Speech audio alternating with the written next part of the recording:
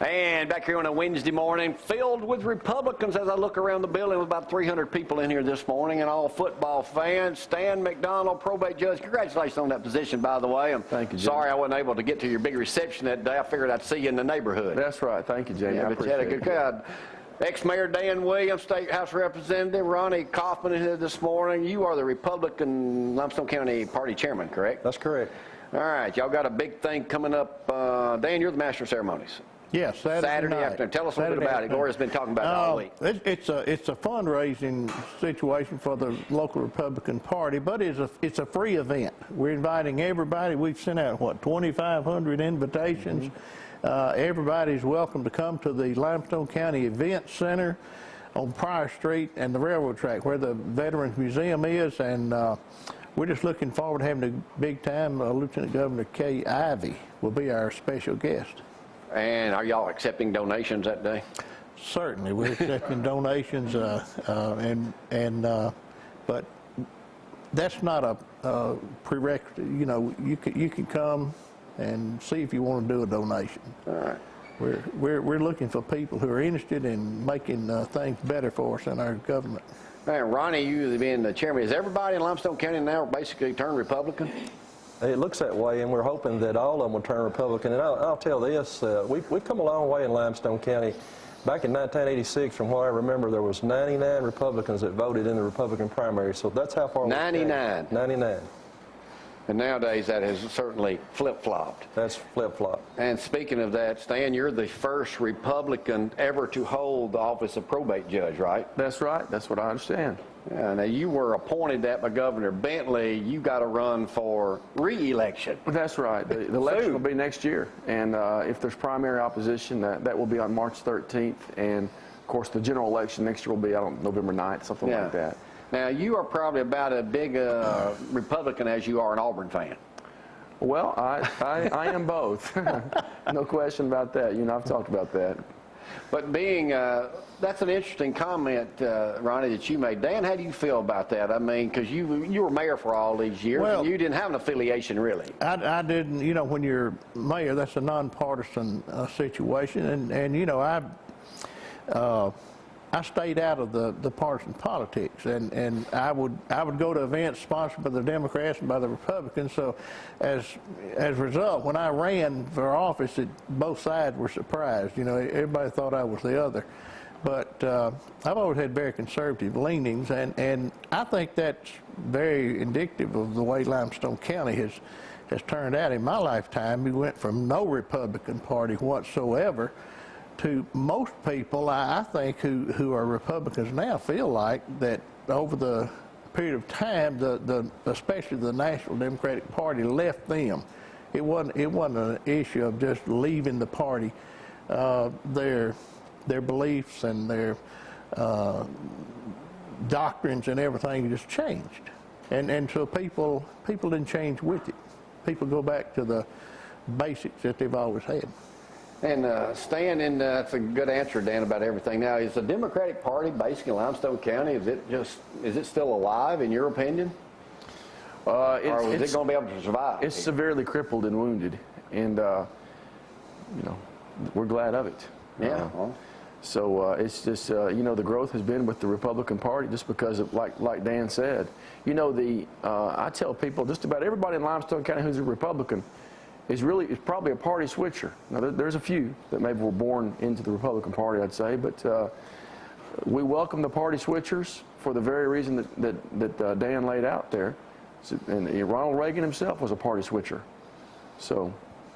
All right, let me ask you about your new job down at being judge of the probate here in Limestone County. What are some of the challenges that you've got down that way these days?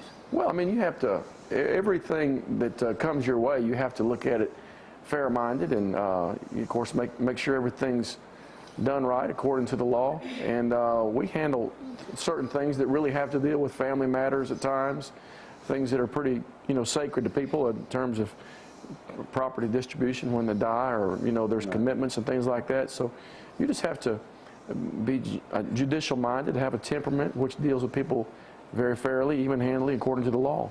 And you deal with Auburn and Alabama fans equally there, right? I don't want to get carried away here. Well, it is difficult. All right, hey, Ronnie, tell us again about what all is going to be happening Saturday afternoon down at the event center, and then if y'all got anything y'all want to add to that. It's a free event mainly. It's a free event. It's going to be from 5:30 to 8 o'clock. Everybody's welcome in Limestone County. It doesn't matter if you're Republican or Democrat. We'll accept Democrats to come and talk to, which Kay Ivey's their lieutenant governor also, and see what she has to say. And I'm sure we're going to have Mike Ball and his band there, his bluegrass band. I think Dan Williams is. You going to be singing, Dan? His son's going to be singing. No, I'm not sure about that, but we're going to have a lot of entertainment, and but it's going to be an opportunity to talk to the lieutenant governor about what's coming up. Just talking to people that's holding office, talking to your friends and neighbors. It's a networking. I wanted to ask you, I missed the thing at my neighbor Dr. Joe Cannon's house the other day, but I understand yesterday I was talking to Johnny Turner down at the thing. Did Steve Raby make an appearance at Joe Cannon's house that day? He was there, in fact. And great guy. Yeah, he was there, and he's one that also I think he was interested in speaking to the Speaker of the House there. You know, our special guest was Mike Hubbard, Speaker of the House.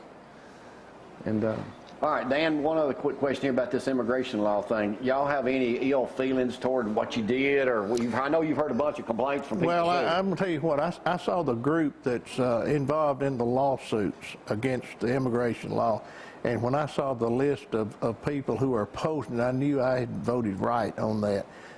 When the ACLU and all these groups that, and 16 foreign countries are in on this. I also signed on to support it, to be one of the supporters. I think it's 14 or 15 Republican office holders signed on to that in the court, to be a friend of the court. That's something that needs to be done. Whatever the court ruling turns out, you know, we'll live with that. If things need to be changed or tweaked or whatever, I think the legislature will do it. And farmers are complaining. They got nobody to help them clean some people are complaining, but those things can be worked out.